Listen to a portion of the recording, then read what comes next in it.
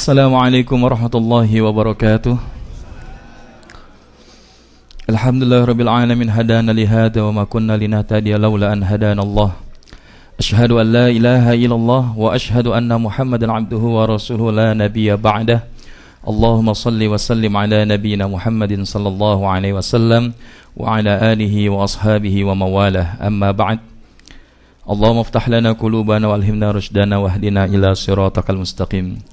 Fadilatul Mukarramun, Bapak Ibu yang berbahagia dan semoga senantiasa dirahmati Allah Subhanahu wa taala. Alhamdulillah, malam hari ini kita sudah berada di malam yang ke-6 daripada bulan suci Ramadan.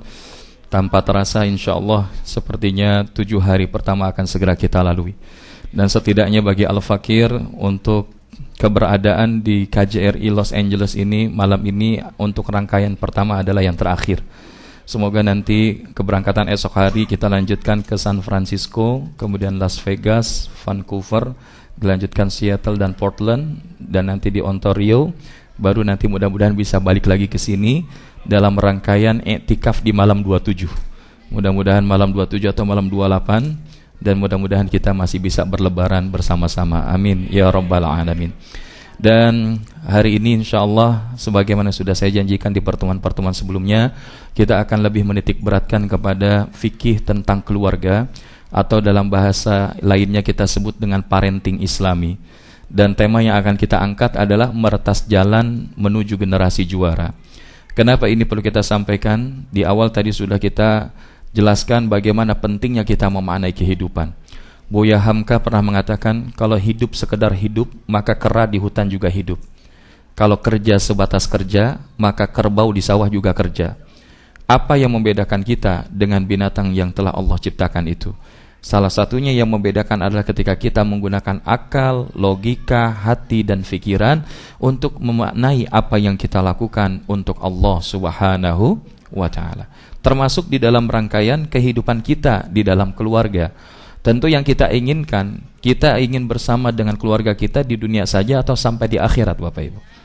Dan kalau sampai di akhirat, kira-kira mana yang akan dipilih? Istana di neraka atau gubuk di surga? Ya, istana di neraka apa gubuk di surga?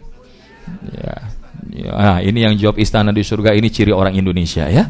Ya, kalau dikasih pilihan A atau B biasanya pilih yang C. Dan pertanyaannya boleh apa enggak? Boleh.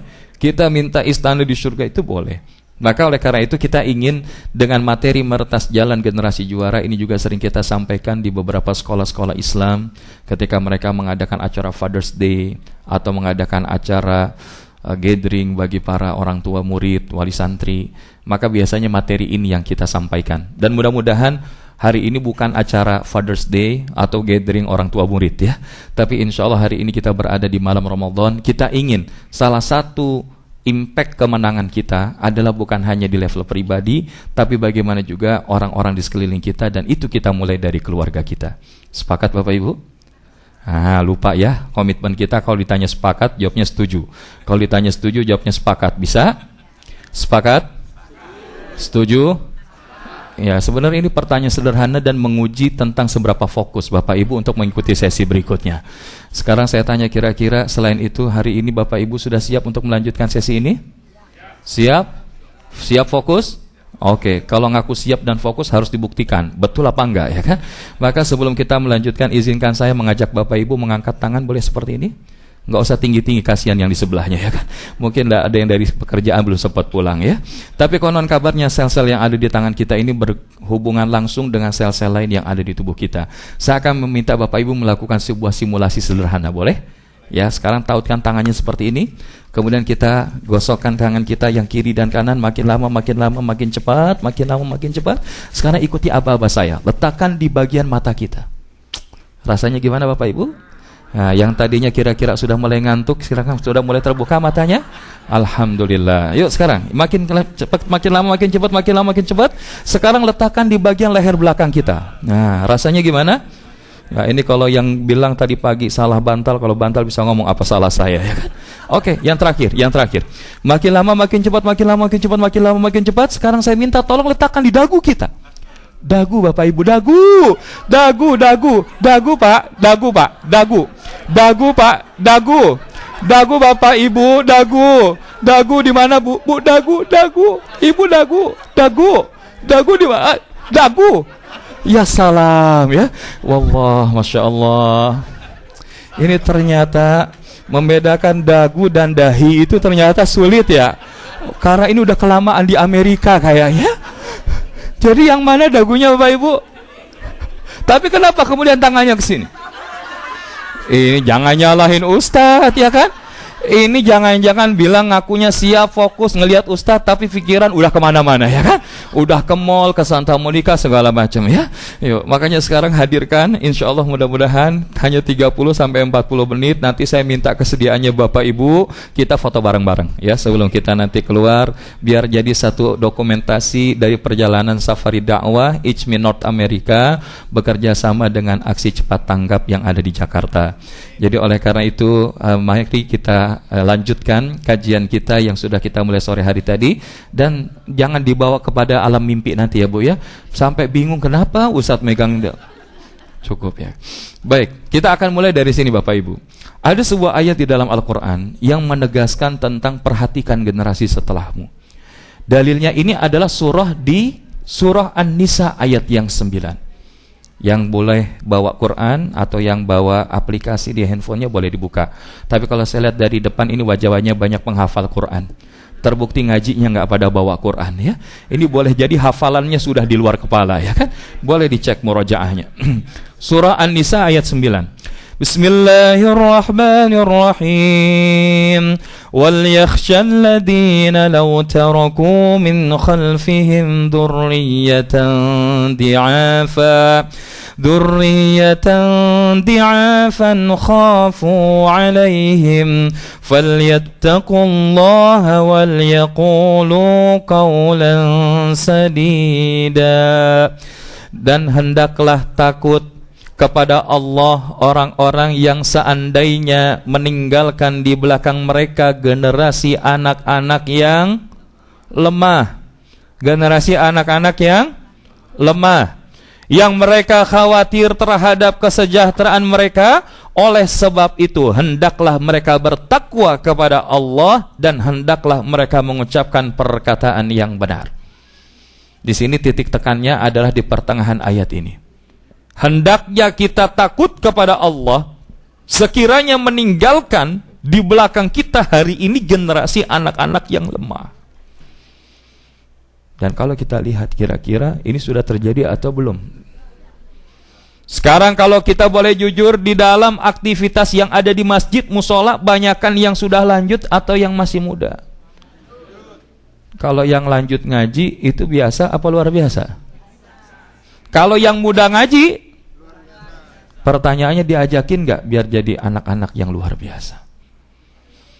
Kenapa saya katakan ini? Ini refleksi kita Bapak Ibu. Saya juga sebagai seorang orang tua kadang-kadang Masya Allah, yang namanya mendapatkan amanah anak di akhir zaman ini Masya Allah. Dulu kalau kita main ya, zaman kita main masih pakai petak umpet ya gak? Main galasin, main benteng ya kan? Masih ingat nggak Bu mainan begitu? Ya lempar bete ya kan. Ya tapi sekarang hari ini Masya Allah, anak-anak kita sudah ada di depan komputer, di depan gadget mereka. Bahkan ada generasi anak-anak yang mereka ketika ayahnya pulang, papa pulang, tapi setelah papanya pulang, pak handphonenya mana ya kan. Jadi ini namanya ayah yang tertukar. Bukan episode sinetron aja ya kan. Hari ini banyak generasi anak-anak yang sudah tertukar kesenangannya, kerinduannya, kecintaannya kepada orang tua, kepada selain orang tua itu sendiri. Dan Bapak Ibu yang dirahmati Allah, kalau kita lihat bahkan anak-anak yang kemudian mereka jauh daripada bimbingan agama, jauh dari bimbingan orang tua mereka, tidak sedikit yang kemudian mengalami ya disorientasi ya. Salah satunya muncul ya, ini Masya Allah, ini apa ini? 5 gaya alay paling pasaran ya kan. Saya yakin Bapak Ibu nggak ngerti ini bacaannya ya kan. Anak-anak sekarang generasi milenial, wah mereka bisa dibalik itu handphone baru bisa kebaca. Banyak orang tua yang nggak ngerti, anaknya aktif di Facebook, kenalan dengan orang yang tidak mereka kenal. Dan bahkan ya akhirnya mereka jadi ya wa'iyadzubillah kadang-kadang ya ikut rombongan-rombongan alay begitu kan. Ya ada di Indonesia itu ada istilah dari cabe-cabean, terong-terongan. Saya bilang kenapa nggak sekalian gado-gadoan ya kan? Ya alhamdulillah kita tadi sore makan gado-gado ya. Ya walaupun pakai telur sambalado ya kan, walaupun pakai sop ayam, yang penting ketemunya di perut berjamaah ya kan. Jadi Bapak Ibu yang dirahmati Allah Subhanahu wa taala, bahkan nih ada yang kemudian hari ini generasi anak-anak blast. Ini singkatan, bukan hanya blast, bablas begitu aja, tapi blast singkatan dari B-nya adalah bored. Bosenan. Anak sekarang itu, mohon maaf, mereka ketika kita ajak nih ngobrol kayak begini, ngaji kayak begini, boleh jadi mereka akan bilang, buat apa sih Pak? Buat apa sih Mah? Saya udah bosan dengerin yang kayak begitu sih. Bahkan kadang-kadang ketika mereka bosan, mereka dapatkan sesuatu yang mungkin menurut mereka senang itu di luar. Mereka menghalalkan segala cara. Mereka bertemu dengan pergaulan yang wa'iyadzubillah, yang kadang-kadang tanpa filter, tanpa saringan. Sehingga mereka kadang-kadang lupa jati diri mereka, bahwa mereka adalah seorang anak-anak muda muslim atau muslimah. Bosanan. Ada lagi kemudian L-nya adalah lonely, kesepian. Sehingga apa? Mereka lebih lama dan menghabiskan waktu mereka di depan gadget. Main game konsol itu bisa sampai hampir 24 jam Bapak Ibu. Di pinggiran daerah kota Jakarta, saya tinggal di daerah antara Bintaro dan Ciputat Bapak Ibu. Jadi di situ kalau kita lihat hari Sabtu malam, Minggu malam, itu yang ramai adalah toko-toko internet yang kumpul anak-anak muda. Karena hari ini bahkan kemarin ada beberapa informasi seorang anak, padahal anak seorang dokter, tapi mungkin dia karena sudah biasa melampiaskan segala sesuatunya, ada tekanan dari orang tua, dia habiskan waktu di depan laptop, di depan permainan game konsol itu, di depan game internet, dan kemudian bahkan sampai meninggal dunia di depan itu. Ini terjadi Bapak Ibu. It happens. Belum lagi kemudian A-nya adalah angry. Hari ini banyak anak-anak yang bahkan bisa lebih marah dari orang tuanya. Orang tua marah, dia lebih marah. Terjadi nggak Bapak Ibu? Terjadi. Kalau dulu Masya Allah kita ditegur sama orang tua, bilang ah saja, rasanya udah berat banget. Kita nggak mengindahkan omongan orang tua tuh rasanya berat banget. Tapi anak sekarang, ya sebagian di luar kita, mudah-mudahan tidak terjadi di generasi yang ada di keluarga hari ini ya kan. Ada anak-anak yang marah terhadap orang tuanya. Nanti kita akan lihat muncul fenomena parent distrust. Nanti kita akan lihat. Kemudian S-nya stres. Mereka ditekan, suruh kuliah ini, suruh kemudian ya ekskul ini, ikut tambahan itu. Sampai kemarin ada seorang anak yang usianya kurang lebih SD kelas 2 atau kelas 3. Dan kemudian ketika sampai masuk ke rumah sakit jiwa. Kenapa? Karena setiap waktu dipakai, ada les ngaji, ada les matematika, ada les kumon, belum lagi les piano. Jadi kadang-kadang obsesi orang tua dipindahkan kepada anak. Dan akhirnya apa? Anak stres. Hari ini tidak sedikit ada anak-anak yang sudah mengalami masa stres. Dan ketika mereka stres itu bukan tidak mungkin mereka tired, lelah. Dan ketika mereka lelah ini, wa'iyadzubillah, kadang-kadang mereka nggak mau melakukan apa-apa, termasuk sholat aja alasan capek. Nggak mau sholat subuh capek. Dan orang tua, ketika anak, nanti sampai ya slide-nya, ketika anak lebih dari 10 tahun dan dia tidak mau sholat, idrib, pukullah. Dalam bahasa lain, bukan hanya pukul, berikanlah juga diskusi yang logis kepada anak tentang efek kalau dia tidak mau sholat. Nah, jadi dua ini. Nanti kita akan lihat ada masa-masanya. Kapan kita harus memukul, kapan kita harus dialog. Jangan sampai kita salah menempatkan cara pada masa yang tidak seharusnya. Sehingga ketika hal ini terjadi, Bapak Ibu yang dirahmati Allah Subhanahu wa taala, muncul hari ini fenomena parent distrust. Parent distrust ini artinya apa? Mereka tidak lagi percaya sama orang tua. Bahkan ada sebuah penelitian yang dilakukan oleh Ibu Eli Risman, ya salah satu yang sangat concern terhadap masalah ini. Ketika anak-anak sekarang bisa mengupload kalimat-kalimat kemarahan mereka, ketidakpercayaan mereka kepada orang tua di akun sosial media mereka, di Twitter, di Facebook, di WhatsApp, di Instagram, di Pet. Dan ini adalah diantaranya. Mohon maaf ya kalau bahasanya kurang bagus. Ya, kelihatan nggak Bapak Ibu? Ini kalau ini lampunya tapi nggak apa-apa ya. Ya, nah, kelihatan. Ini bahasanya sampai kayak gini. Ini kalau bukan orang tua gue, udah gue angkat semuanya. Punya mulut nggak dijaga, jadi mama. Setiap ada lu gue pasti emosi. It happens.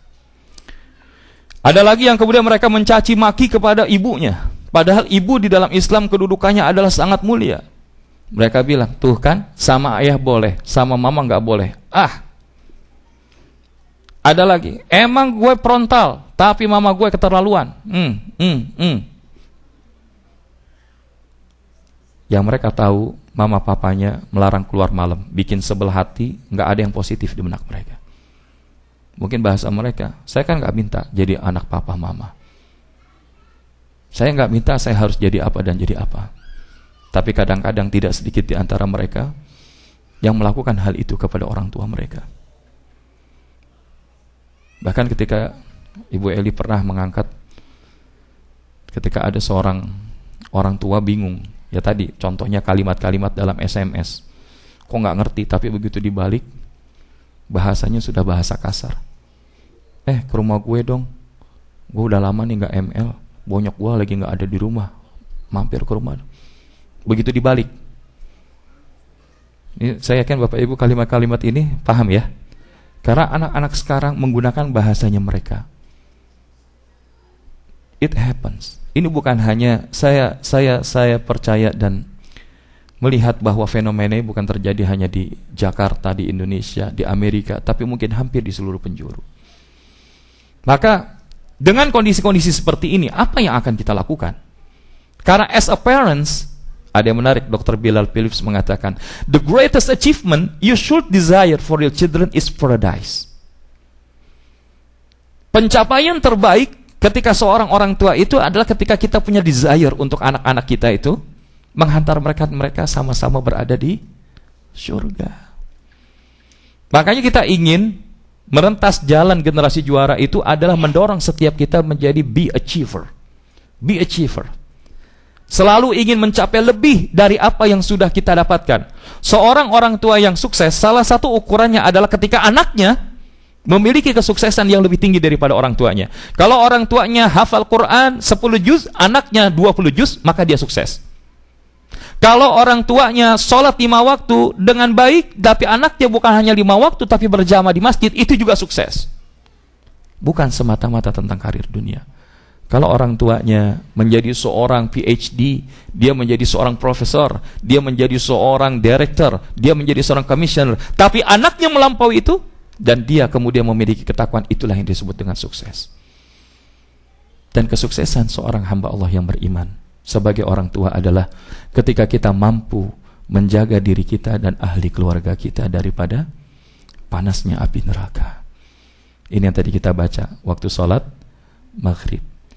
Ya ayyuhalladzina amanu qu anfusakum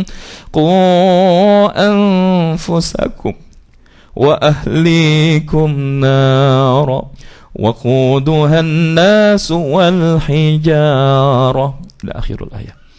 Wahai orang-orang yang beriman, pelihara diri kalian dan keluarga kalian dari api neraka yang bahan bakarnya adalah manusia dan batu. Maka kita nggak ingin hari ini kita bisa masuk surga, tapi pasangan kita, anak-anak kita nggak bersama dengan kita. Kita pengen semuanya bareng-bareng. Pengen nggak Bapak Ibu? Pengen. Makanya Nabi SAW mengingatkan, kullu mauludin yuladu 'alal fitrah fa abawahu yuhawwidani aw yunassirani aw yumajjisani. Setiap anak yang dilahirkan, ia dilahirkan dalam fitrah. Ma ma'na al-fitrah? Al-Islam. Setiap anak itu lahir dalam keadaan Islam. Fa abawahu, maka kemudian kedua orang tuanya lah yang akan menjadikan dia yuhawwidani, menjadi seorang Yahudi, au yunassirani, menjadi seorang Nasrani, au yumajjisani, atau menjadi seorang Majusi. Au kama qala Nabi sallallahu alaihi wasallam rawahu Bukhari. Ustadz, dari mana dalilnya setiap anak yang lahir fitrah itu muslim? Al-A'raf 172, di mana Allah ketika meminta kepada ruh-ruh yang saat itu berada di bawah arasnya Allah berkata, alastu birabbikum? Qalu bala syahidna. Apakah kalian semua mengaku bahwa aku Tuhan kalian? Kata Allah, betul ya Allah, engkau adalah Tuhan kami.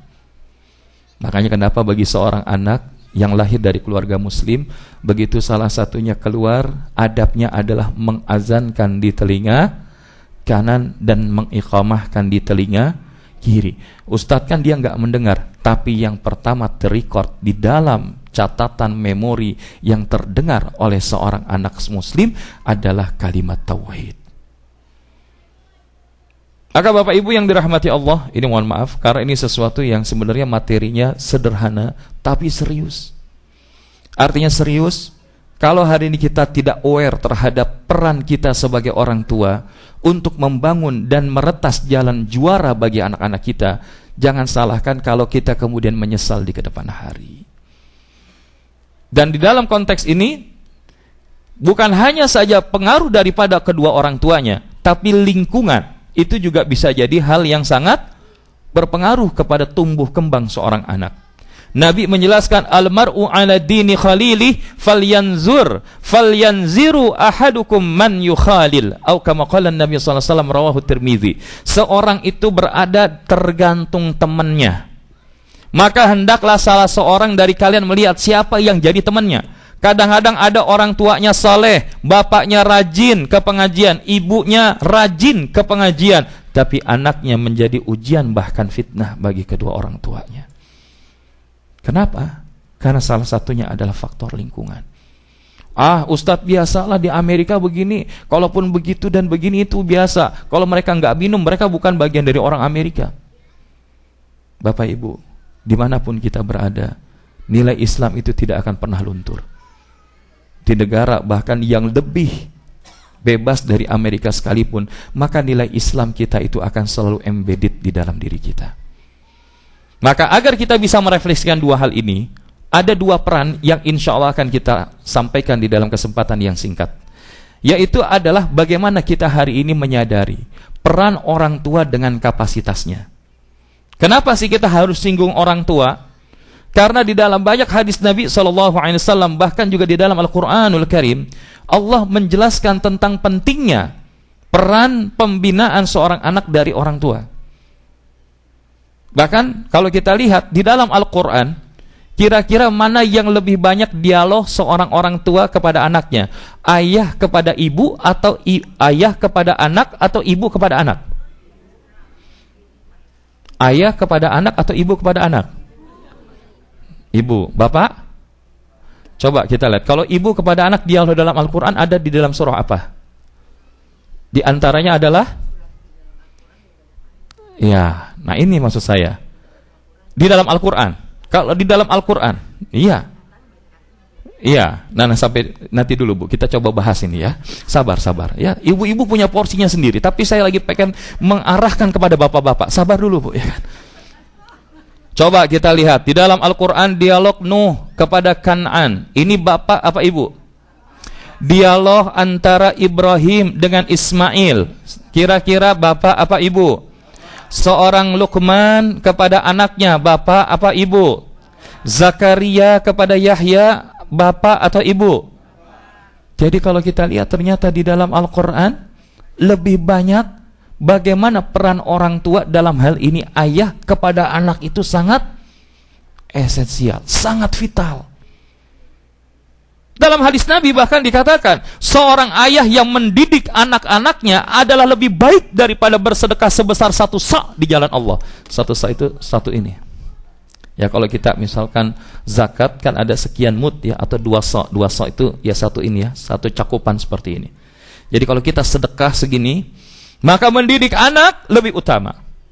Bahkan yang lebih tegas lagi, tulisan daripada Ibnul Qayyim Al-Jauziyah di dalam kitab Tuhfatul Maudud, beliau katakan begini, betapa banyak Orang yang menyengsarakan anaknya, buah hatinya di dunia dan di akhirat karena ia tidak memperhatikannya, tidak mendidiknya, serta memfasilitasi syahwat keinginannya, sementara dia mengira telah memuliakannya padahal dia telah merendahkannya, dia mengira telah menyayanginya padahal dia telah menzoliminya, maka hilanglah bagiannya pada anak itu di dunia dan akhirat. Dan jika Anda amati kerusakan pada anak-anak, penyebab utamanya adalah seorang ayah. Seorang, kencang amat bu jawabnya. Seorang apa? Ini pulang nanti langsung bilang, "Pak, dengerin tuh kata Ustaz." Ini bukan kata Ustaz, Ibnul Qayyim Al-Jauziyah. Artinya sederhananya, kalau terjadi kerusakan pada anak, jangan kemudian seorang suami langsung bilang ini nih karena kamu nggak memperhatikan. Mama sibuknya arisan saban hari, nggak selesai pengajian, arisan pengajian. Jangan lihat langsung kepada diri istri, tapi lihatlah kepada diri seorang suami. Lihatlah kepada diri sebagai seorang ayah. Karena hari ini banyak anak-anak yang mengalami apa yang disebut dengan father hunger. Mereka kelaparan figur ayah. Hari ini coba lihat di sekolah-sekolah, khususnya di Indonesia, lebih banyak guru itu laki-laki atau wanita, Bapak Ibu. Belum lagi di rumah, ayah itu kadang-kadang pergi waktu malam, masih belum muncul matahari, pulang matahari sudah terbenam. Bahkan sampai ada lagunya, Bang Toyib 3 kali lebaran gak pulang-pulang, ya kan?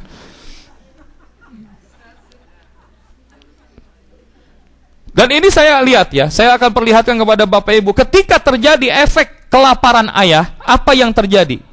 Seorang anak yang ternyata kurang bimbingan figur seorang ayah. Yang pertama, dia sulit beradaptasi dengan lingkungan luar. Sekolah nempel terus ke ibunya, minta ditungguin. Bahkan sampai besar. Ada minder. Bahkan yang wa'iyadzubillah, terjadinya disorientasi seksual, gay. Karena hasil research 100% gay ini terjadi karena kehilangan figur sosok seorang ayah. Seorang anak yang kemudian tidak dekat dengan ayahnya atau kehilangan figur ayah, sulit dalam belajar. Perasa susah ngambil keputusan karena apa? Kebanyakan diasuh ibu, bukan berarti salah. Banyak juga yang diasuh ibu-ibu single parent tapi kemudian jadi orang, ada juga. Tapi kemudian yang kalau kita lihat, bagi anak wanita bahkan, ketika dia kehilangan figur seorang ayah, susah buat kriteria pasangan. Tapi kalau anak perempuan itu dekat dengan ayahnya, dia akan mudah menentukan siapa kriteria pasangan hidupnya, karena harusnya seorang ayah adalah first love bagi anak perempuannya. Jadi ketika anak perempuan itu lihat ayahnya, my daddy is my hero and he is my first love, maka dia akan bisa memiliki apa yang disebut dengan standarisasi, memilih calon pasangan hidupnya di kedepan hari. Maka kalau sudah begini, peran seorang ayah kira-kira pantasnya itu kalau diibaratkan keluarga institusi sekolah, maka peran seorang ayah itu perannya harusnya sebagai seorang guru, apalagi kepala sekolahan. Nah, ini benar. Harusnya seorang ayah itu punya peran sebagai fungsi kepala sekolah. Tapi kalau dia pulang ke rumah, ternyata cuman benerin genteng yang bocor, atau misalkan ada keran yang nggak keluar airnya, itu bukan ayah kepala sekolah, tapi ayah penjaga sekolah. Dan yang namanya kalau seorang ayah memerankan sebagai kepala sekolah, berarti yang jadi gurunya siapa? Istrinya, ibunya anak-anak. Al-ummu madrasatul ula. Makanya ketika seorang ayah berperan sebagai kepala sekolah, yang pertama, buatlah tenaga pendidik itu nyaman, yaitu istrinya.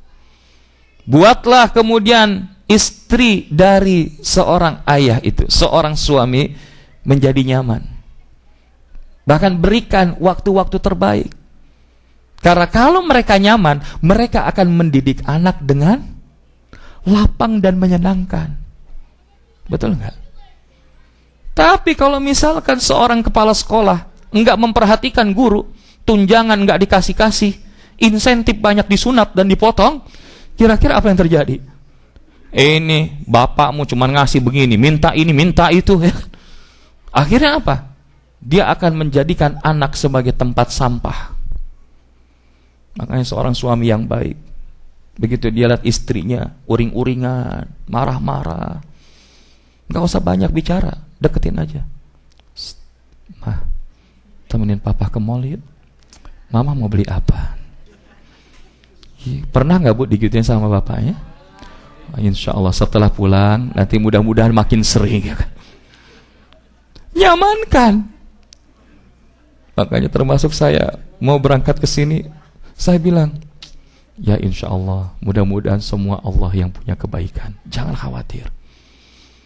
Ya paling kita berikan itu kan, supaya apa? Beliau nyaman. Bahkan kalau perlu, ya apa namanya, kartu debit 5-5-nya dikasih sama dia, ya kan? Ya karena singkatan suami itu kan semua uang adalah milik istri, ya itu.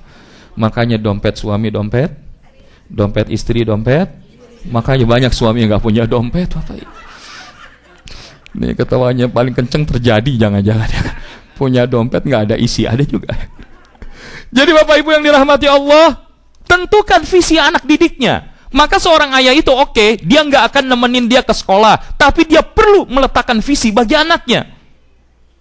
Saya punya anak 6 Bapak Ibu, mohon maaf ya, ini insya Allah mungkin pembelajaran saja singkat. Maka kita punya anak 6, kita katakan, kita men-challenge setiap anak mau jadi apa silahkan. Tapi ada satu aturan main. Yang pertama, waktu anak masih 1-2, sekolahnya sekolah alam. Biar dia timbul kemampuan memunculkan karakternya. Tapi mulai anak 3, 4, 5, 6, mulai masuk sekolah dasar Islam terpadu. Ya karena kemampuan finansialnya rada beda, ya kan. Tapi kemudian kita katakan, setelah ini selesai sampai kelas 6, maka kita kemudian akan bersepakat memasukkan ke pondok pesantren yang dia mengedepankan satu tentang Al-Quran, yang kedua adalah menggunakan bahasa, dan yang ketiga sejalan dengan kurikulum nasional. Jadi setelah anak kemudian selesai kelas 6, graduation, maka cari pondok. Alhamdulillah anak pertama besok baru mau masuk pondok di daerah Subang. Bahkan kemarin graduation saya nggak ada di samping dia. Tapi ala kulli hal kita tetap mengawal. Begitu juga anak yang kedua. Anak pertama mau jadi apa? Makanya kemarin diajak sama Pak Dodi ke Natural Science. Saya ingat ada 2 anak saya yang hobinya ke sana. Saya bilang, Pak, kalau saya mungkin nggak terlalu semangat melihat ini, tapi kalau anak-anak saya mungkin mereka akan sangat curious. Natural Science Museum, ya kan, ada Endeavor segala macam itu. Dan ini kita dorong. Ada yang mereka niatnya pengen, jadi setiap kalau lihat kita di rumah, salah satunya menayangkan murotal Syekh Musari Rashid Al-Afasi. Maka anak yang keempat itu selalu bilang, Bi, nih Uwais mau jadi kayak begini. Jadi dia cuma menunjuk yang seperti itu. Dan alhamdulillah sekarang ya sudah hampir setengah juz amma. Jadi ini yang kita dorong. Silakan mereka mau jadi apa? Mereka mau jadi insinyur, mereka mau jadi seorang teknokrat, mau jadi seorang manajemen bisnis, mereka mau jadi seorang dokter, tapi mereka harus menguasai Al-Quran. Itu visi. Visi yang diletakkan oleh seorang ayah. Bukan berarti kita sayang kepada anak dan membiarkan tapi tidak dikasih salurannya. Dan ini yang perlu kemudian direview kepada tenaga pendidik. Gimana mah? Gimana bunda? Gimana mi? Sudah berapa juz anak kita? Sholatnya gimana? Ini yang harus dievaluasi. Maka peran evaluasi bukan lagi tugas istri saja, tapi tugas kepala sekolah. Misalkan sekali waktu manggil seorang suami, Mi, kok Abi lihat anak kita umur 10 tahun belum bisa baca Fatihah, sekolahnya ngajarin gak? Kan ini evaluasi. Atau buat aturan, jangan kebalik-balik, ibu yang bikin aturan ini itu macam, tapi saat ayah pulang, ayahlah yang melemahkan aturan-aturan yang ada. Kan gitu kadang-kadang. Sama mamahnya, gak boleh nih main game. Tapi begitu ada papanya, Pak, itu sama mama gak boleh tuh main. Langsung papanya bilang, ya udah nih pakai handphone papa, ya kan. Papahnya yang melanggar aturan itu sendiri. Maka Bapak Ibu yang dirahmati Allah, ini adalah yang perlu kita dorong. Seorang suami yang baik, ayah yang baik, ketika dia mampu menjalankan peran sebagai kepala sekolah. Sementara bagi seorang ibu, kira-kira yang paling optimal adalah menjadi seorang pendidik, betul nggak? Apalagi dilihat kalau besok mau muncul Wonder Woman, maka saya akan katakan bahwa ibu-ibu di sinilah Wonder Woman sebenarnya. Ya, kok yang amin ibu-ibunya doang. Bapaknya ngarepin Wonder Woman nonton bareng-bareng ya Pak ya. Lagi puasa. Kenapa? Karena inilah simbol seorang ibu sebagai sosok wanita. Coba lihat lebih jelas. Ternyata seorang ibu job desk-nya masak, ngelola tagihan, dokter keluarga, ngatur keuangan, nganter anak, pelindung anak di rumah, guru bagi anak, buat schedule, mendidik anak, ngerapihin diri ke calon, belanja dan bekerja, bekerja dan belajar, beberes rumah. Kira-kira ini udah semua atau belum, Bu? Oh, ya. Bu, ke salon, iya udah masuk ini kan? Ya, ini bekerja dan belajar belanja. Ya termasuk kan belanja sambil menyelam minum air. Belanjanya beli kelapa tapi ke salonnya 3 jam ya kan?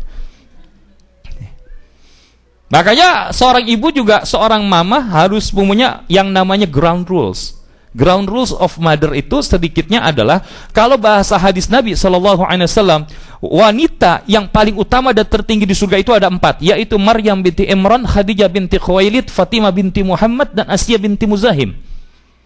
Atau kama qala Nabi SAW rawahu Tirmidzi.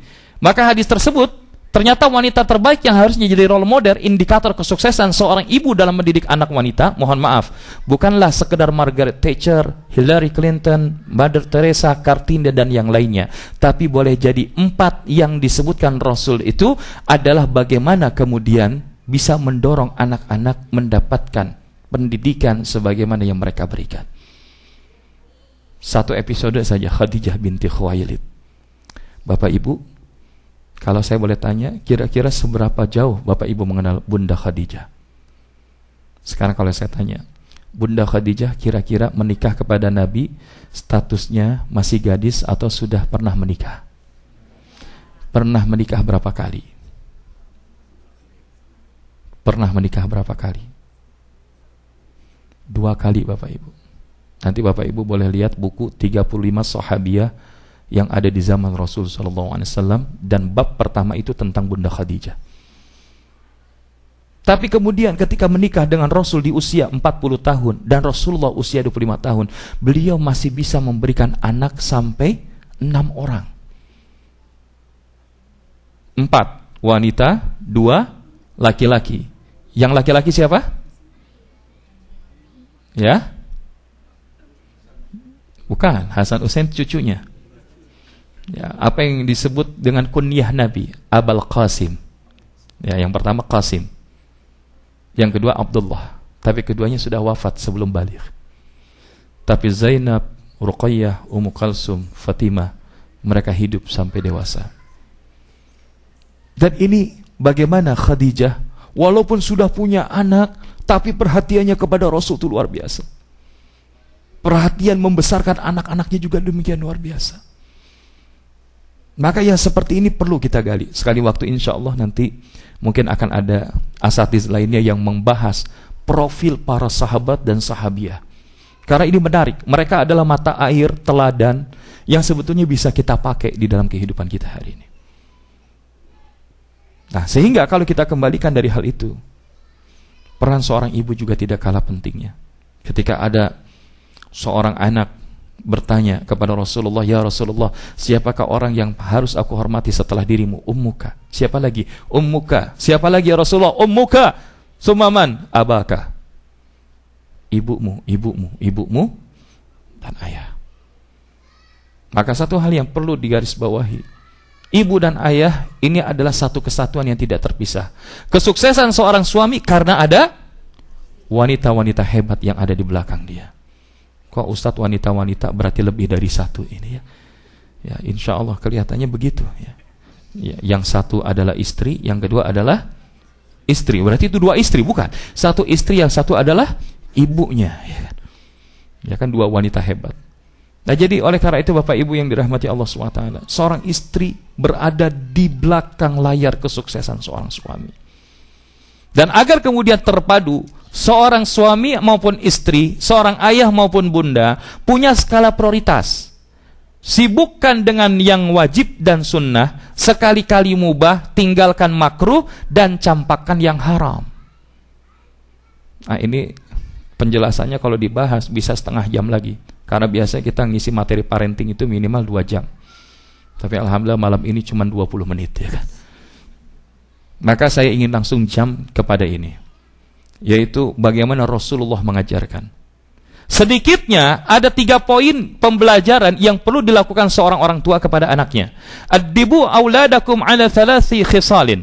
Didiklah anak-anakmu dalam 3 perkara. Yang pertama adalah hubbu nabiyikum. Dia cinta kepada nabinya. Ajarkan anak kita mengenal nabi. Ajarkan anak kita tahu tentang nabi. Ajarkan anak kita siapa nabi itu, mendapatkan informasi yang jelas. Yang kedua adalah hubbi ali baitihi, yaitu mencintai ahli keluarganya. Dalam hal ini apa? Melihat contoh keluarga Nabi, istri Nabi, kemudian putra-putri Nabi. Nah, ini yang kemudian bisa menjadi rujukan bagi kita. Dan yang ketiga adalah watilawatil Quran. Ajarkan anak kita membaca Al-Quran. Karena ketika kita bicara cinta kepada Nabi, cinta kepada keluarga Nabi, maka implementasi yang paling awal, ajarkan anak itu dekat dengan Quran. Kenapa anak harus dekat dengan Quran? Karena peran anak dan lingkungannya sangat terpengaruh dengan lingkungan yang ada di sekelilingnya. Tadi sudah kita singgung, yaitu al-mar'u 'ala dini khalilih. Seorang orang itu tergantung kepada agama temannya. Sedikit lagi. Boleh 5 menit lagi Bapak Ibu ya? Ada 4 tahap mendidik anak mengikuti sunnah Rasul. Ini kita bagi periode anak usia 0 sampai 6 tahun, maka ajarlah anak itu seperti guru TK. Sederhananya. Maksudnya guru TK gimana? Kan coba lihat kalau guru TK itu, kalau anak didiknya melakukan kesalahan, dimarahin atau dipuji. Udah bisa mecahin gelas ya, hebat anak ibu ya. Kenapa? Karena ini penting bagi pendidikan psikologis bagi seorang anak ke depannya. Seorang anak yang kemudian dibombardir dengan kalimat-kalimat hujatan, dasar anak gak tahu diuntung, dasar kamu mencahin barang kesayangan papa dan mama. Itu akan menjadi traumatik yang akan terus berada di dalam alam memori dia bahkan sampai dewasa. Dan dia akan jadi anak-anak yang minder. Dia akan jadi anak-anak yang kemudian bukan tidak mungkin jauh dari orang tuanya. Belum apa-apa sudah takut, tapi begitu di luar kadang-kadang melakukan hal-hal yang di luar apa yang menjadi standar kebiasaan. Nah, ini penting. Maka dorong anak itu dengan apresiasi, tentunya dengan kalimat yang baik. Ya. Makanya pernah ada seorang ibu, ya, ketika lihat anaknya lagi menjamu tamu, anak itu main, bahasa kita nyocop, ya, nyocop apa itu ya? Ya, langsung nyocop jeruk atau korma yang ada di situ. Tapi dia marahnya itu cuma begini, dasar anakku imam Masjidil Haram, sana keluar. Nah, dia marah nih. Kalau kita kan lihat nih ada tamu, terus anak kita nih usia 0 sampai 6 tahun, geratak gitu kan. Kira-kira mau marahnya kayak gitu apa beda? Kira-kira sama apa beda? Soalnya yang tadi kejadian, betul kejadian, begitu besar dia jadi imam Masjidil Haram, namanya Syekh Abdurrahman As-Sudais. Maka kata seorang ibu itu, hati-hati ibu. Seorang ibu jangan pernah terbersit kata yang itu akan membuat celaka dan menyesal bagi ibu itu sendiri di waktu yang akan datang. Bisa jadi seorang anak itu kemudian tiba-tiba dia berubah jadi anak baik. Begitu lagi baik-baiknya tertimpa musibah, dan setelah dimuhasabi oleh ibunya, ternyata dulu pernah mengucapkan kata yang gak baik. Maka Bapak Ibu yang dirahmati Allah nih, hati-hati. Didik anak 0 sampai 6 tahun ke guru TK. Kemudian usia 7 sampai 14 tahun like an army. Sampaikan rules-nya. Kalau dia benar, kasih reward. Kalau dia nggak benar, punish. Jadi kalau dia nggak sholat 7 sampai 10 tahun, kalau dia nggak sholat, pukul. Tapi bukan berarti pukulnya itu pukul yang sampai membuat cedera. Misalkan, wah nih kata Ustadz, anak 7 sampai 10 tahun nggak sholat, akhirnya ada balok di belakang, bangun nak, ya kan? Itu namanya bukan mau mukul, mau menghabisi, ya kan? Tapi bagaimana dulu ya? Saya ingat sekali, mohon maaf, saya dulu juga sama ya, namanya anak-anak. Senang banget yang namanya main bola. Padahal udah masuk azan maghrib. Itu abah saya, kemudian ngapain? Di depan rumah ada pohon jambu klutuk. Dipatahin itu dahan jambu klutuk. Trap. Ya alhamdulillah ada hadiah masuk ke masjid. Ya sambil nangis. Mungkin saat itu kita nangis. Tapi kalau saya sekarang ingat apa yang pernah dilakukan abah saya kepada saya. Mungkin itulah yang membuat saya hari ini bisa sampai seperti ini. Kadang-kadang menurut kita itu, wah itu kok kejam banget sih. Pelajaran di Islam anak harus dipukul. Enggak. Kalau zamannya tepat, masanya tepat, justru itu yang akan mengendorse dia melakukan kebaikan. Ada lagi periode 15 sampai 21 tahun. Perlakukan anak-anak sekarang lagi berada di persimpangan jalan. Mereka growing up to be an adult. Ya, mereka akan mulai dewasa. Mereka akan mulai mengambil peran dan tanggung jawab. Maka apa yang harus kita lakukan? Persepsikan kita sebagai sahabat bagi anak kita itu. Jangan kemudian kita begitu anak usia 15 sampai 21 tahun pendekatannya like an army. Nah, kamu dari mana? Main sama siapa? Ngapain aja kamu? Wah, selesai itu. Besok dia akan cari lingkungan yang akan membuat dia nyaman. Bukan tidak mungkin lingkungan itu kemudian melakukan aktivitas-aktivitas yang jauh dari nilai-nilai agama. Justru kita harus menghadirkan, nak gimana? Apa yang sudah kamu lakukan? Dialogis. Perannya harus dialogis. Karena kemudian setelah anak itu berusia 21 tahun ke atas, hendaklah orang tua memberikan kebebasan bertindak selagi tidak bertentangan dengan syariat Islam. Seorang orang tua hanya perlu bertindak sebagai penasehat agar segala tindakan mereka melakukan yang terbaik. Advisor. Jadi ini periodenya. Sebagai guru TK, naik ke atas sebagai tentara, naik ke atas sebagaimana sahabat, dan naik ke atas lagi advisor. Kita memberikan mereka nasihat. Ustadz, ini masalahnya anaknya udah 25 tahun tapi masih gak mau sholat subuh. Nah ini perlu, bisa jadi mengkombinasi pendekatan itu semua tadi. Jangan sampai bahasa kita ini, aduh Ustadz dia habis pulangnya malam, kasihan mau bangunin. Itu sama saja kita sedang menghadirkan api neraka kepada anak kita. Jangan takut bangunin subuh Bapak Ibu. Kan bangun subuh gak berapa lama. Dan biasanya berat di awalnya doang. Kalau udah kesininya insya Allah lancar. Nah jadi Bapak Ibu yang dirahmati Allah, kita kembali, Nabi SAW mendidik anak itu sampai kemudian mengalami sebuah proses tumbuh yang luar biasa. Jadi mengapa kita belajar dari selain Rasulullah? Kita lihat, ada sahabat Nabi namanya Abdullah ibnu Abbas, ya. Dan ini kelebihan-kelebihan beliau. Salah satu yang menarik adalah Abdullah ibnu Abbas ini kemudian pernah ada dalam satu hadis Nabi, ya gulam, wahai anak muda, inni u'allimuka kalimatin, aku ajarkan kepadamu beberapa kalimat, ihfazillah yahfazuk, jagalah Allah, niscaya Allah akan menjagamu. Nih. Maka buktinya sekarang apa? Abdullah ibnu Abbas kemudian dikenal sebagai seorang sahabat yang ahli fikih dan tafsir. Bahkan menyebutnya remaja yang tua karena ilmunya. Kalau kemudian ada problem-problem berat, Umar akan memanggil Abdullah ibnu Abbas untuk ikut memberikan pendapat. Ada lagi generasi anak-anak muda yang disebut dengan Anas bin Malik, anak kelahiran Madinah, membantu Nabi semenjak umur 10 tahun. Selama 10 tahun didoakan Nabi panjang umur, banyak anak, banyak harta, masuk surga. Maka kemudian apa yang terjadi pada Anas bin Malik? Meninggal tahun 93 Hijriah, umurnya 103 tahun. Anak cucunya berjumlah 100-an lebih. Kaya raya, meninggal di istananya di dekat kota Basrah, dan Anas adalah seorang pemanah yang jitu. Ada lagi seorang anak muda namanya Usamah bin Zaid. Usamah bin Zaid ini disebut hibbi Rasulillah, kecintaan Rasulullah. Umur 18 tahun sudah jadi panglima perang. Dan dia kemudian pulang membawa kemenangan di saat Rasulullah dalam keadaan sakaratul maut.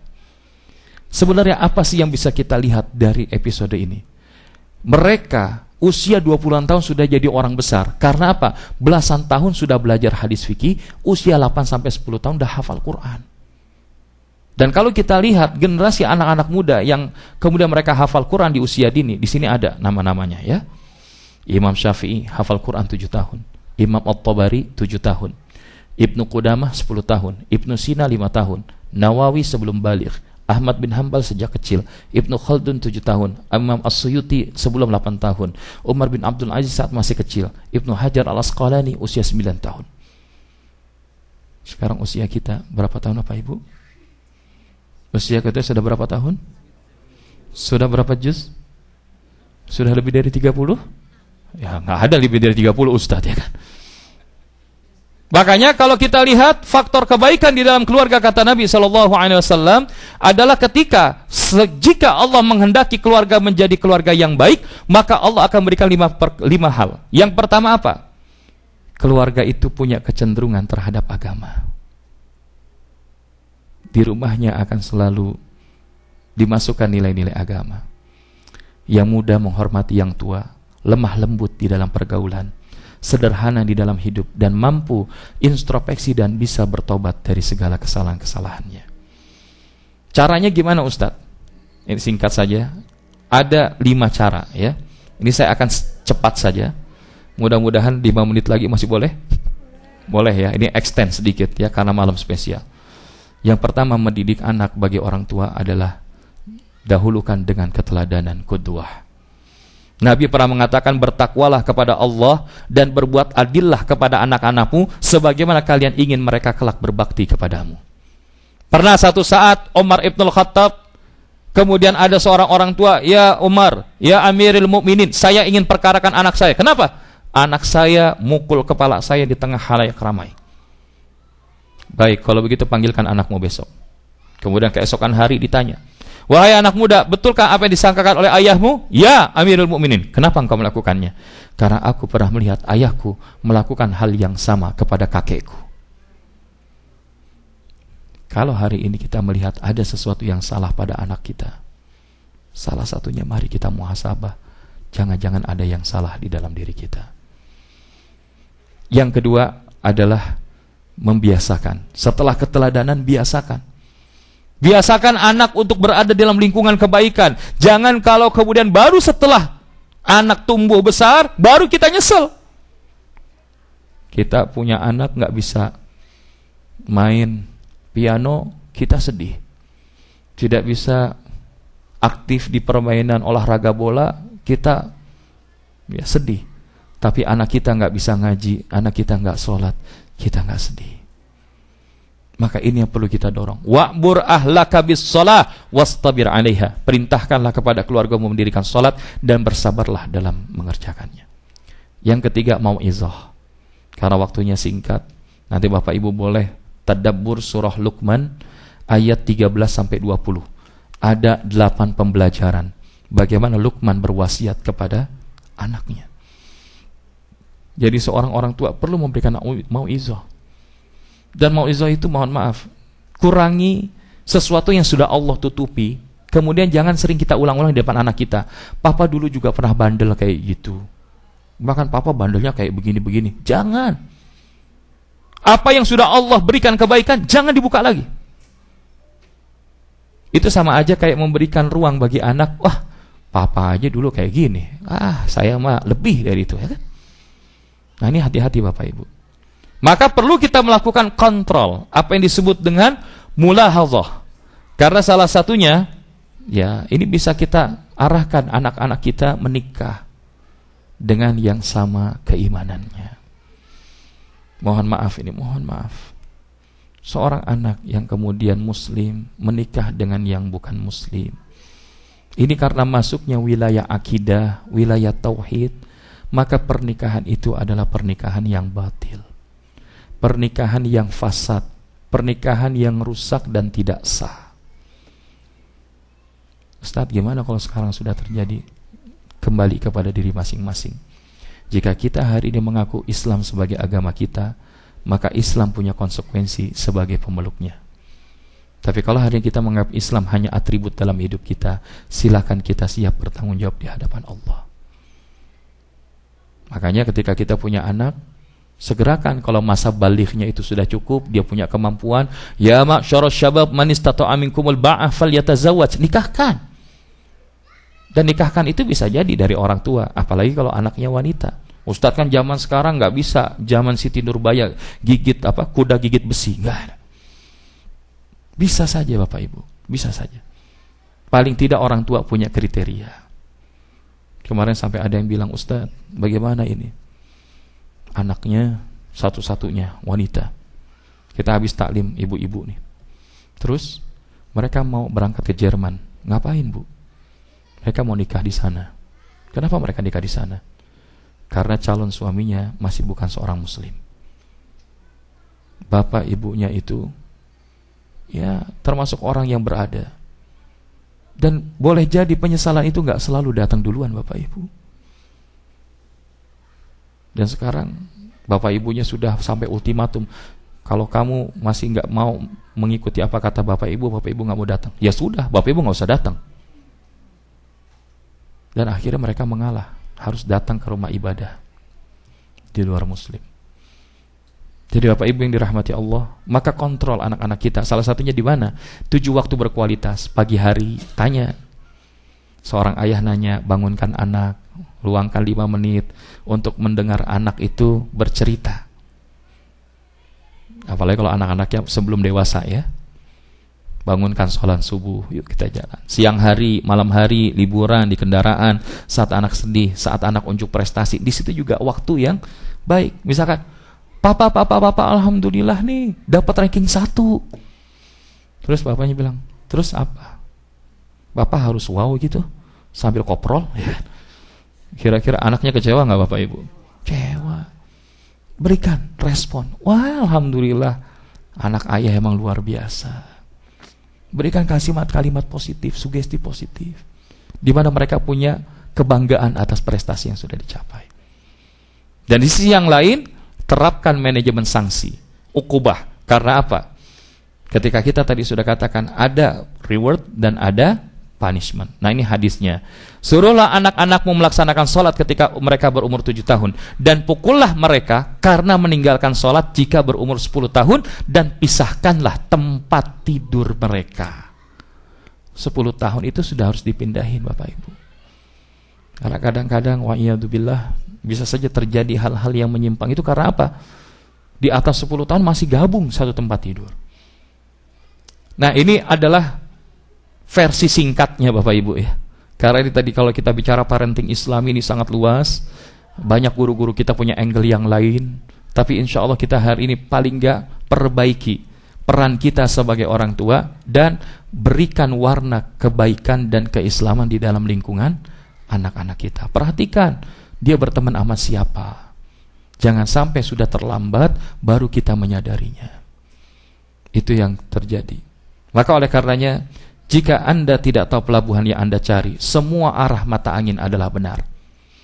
Hari ini kita sudah tahu pelabuhan mana yang akan kita gapai. Dan pelabuhan itu adalah ketika kita sekeluarga berada di dalam surganya Allah Subhanahu wa ta'ala. Kenapa? We do not raise our children for them to provide for us. We raise them to worship Allah.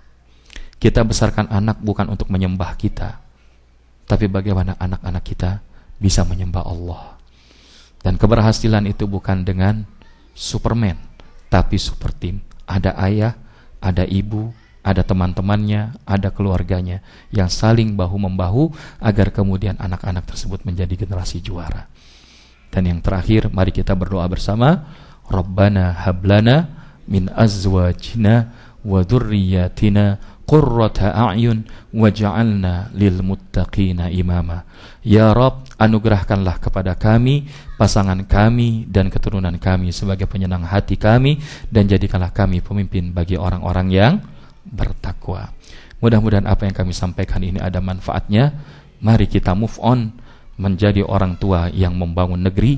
Kita berharap kita bisa menjadi orang-orang tua yang memberikan jalan juara bagi anak-anak kita ke depannya. Amin ya rabbal alamin. Subhanakallahumma wa bihamdika asyhadu an la ilaha illa anta astaghfiruka wa atubu ilaik. Mohon maaf sekali lagi Bapak Ibu atas segala kekurangan dan kekhilafan. Terima kasih atas segala kebaikan dan kehangatan jamuan selama 6 hari 6 malam berada di KJRI Los Angeles ini. Kami menghimbau sekali lagi apa yang pernah kami himbau beberapa hari yang lalu mengenai program aksi cepat tanggap, apakah itu kapal kemanusiaan ke Afrika ataupun ke bagian pulau luar yang ada di Indonesia bagian timur, bisa kita lakukan bersama-sama, bahu-membahu, termasuk juga memberikan sarana berbuka puasa dengan food truck yang diedarkan di beberapa kota besar di Indonesia. Dan satu lagi, kita juga berdoa sekaligus berusaha sekuat tenaga, insya Allah masjid yang akan kita beli, dalam arti rumah ibadah yang belum berubah jadi masjid, insya Allah sudah mudah-mudahan ke depannya diberikan kelancaran oleh Allah, dan ini bisa menjadi salah satu izzah bagi kaum muslimin dan muslimat khususnya yang dari Indonesia untuk bisa memiliki rumah ibadah yang independen. Amin ya rabbal alamin. Walul muwafiq ila aqwamit thoriq. Sekali lagi, apabila ada jarum yang patah, janganlah simpan di lemari besi. Apabila ada sikap dan kata kami yang salah, mohon maaf dan jangan laporkan ke polisi ya. Wabillahi taufiq wal hidayah. Wassalamualaikum warahmatullahi wabarakatuh.